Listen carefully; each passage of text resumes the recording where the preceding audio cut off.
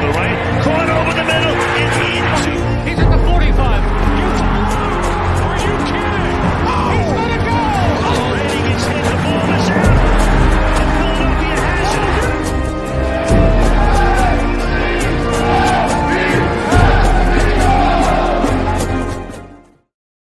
What is up, everybody? It's Phil Stifle here at Beard Knowledge on Twitter, host of Trending in the AM on DSM Media every single morning, 8:30 in the morning.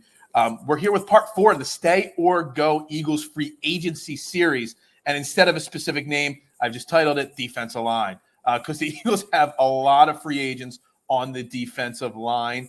Fletcher Cox, Javon Hargrave, Brandon Graham, Quinn, Sue, Joseph, our late additions. There's 6 different guys. Maybe even what's his name? I can't even think of his name. The guy that got injured at the beginning of the year. There's so many free agents on the front 4 here that it's got a lot of question marks here. A lot of question marks. And obviously, as we talked about in the first 3 parts, money's going to be tight. Money is going to be an issue with each and every one of these free agents. And I want to start, obviously, just talk about the big 3, Fletcher Cox, Javon Hargrave, Brandon Graham. And that's where the big question marks lie. Javon Hargrave had a massive season in his free agent season, his final year, contract year, 11 sacks, 60 tackles. He played 64% of the snaps on the defensive line. He's 29 years old. They have him projected around $20 million a year in value in free agency. And guys, I don't know how Howie Roseman finds the money to keep him. He should stay. I would love him to stay. I just don't know how you afford paying him $20 million a year without making some massive cuts elsewhere. Chauncey Gardner-Johnson, like I said, probably is the first ball to drop to stay. You've got Milton Williams and Jordan Davis, young draft picks in the last 2 years that can step up into the middle of the line. I just don't know how they figure it out. I just don't. I don't know how you commit $20 million a year, probably 4 years. A lot of guaranteed money there to Javon Hargrave. I'd love to. Getting 11 sacks from a defensive tackle, great. I just don't know how they do it. So I'm guessing he goes. Fletcher Cox, a legend on this team, one of the best defensive tackles in Eagles history, but he's 32 years old and still projected to make $14 million a year next year. I don't know how you keep him. You probably got to – he had 7 sacks, played 65% of the snaps last year. I know if you lose Hargrave and Cox, that's a lot to lose right there. But I just don't know how you do it, especially, like I said, you invest a first-round pick last year in Jordan Davis. You've got Milton Williams, who stepped in at moments in that rotation. I think that rotation on the whole front 4 next year is going to look completely different. And I think both those guys, Fletcher Cox and Javon Hargrave, are gone.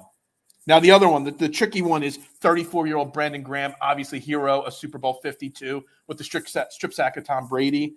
He still had 11 sacks. He only played 43% of the snaps last year.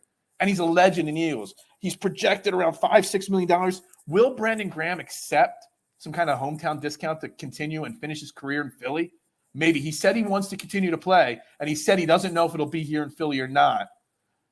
I think you try to find a way. If you can get him at $3-4 million, maybe max out at $5 million, it'd be great if you could bring him back because he's still really productive at 34 years old, in a limited role. There were games towards the end of the year. He was only playing 25% of snaps and still getting after the quarterback. So I think you try to find a way to keep him in free agency. Quinn, Sue, Joseph, I don't care. I mean, you bring them back, you let them go. Who cares about those guys?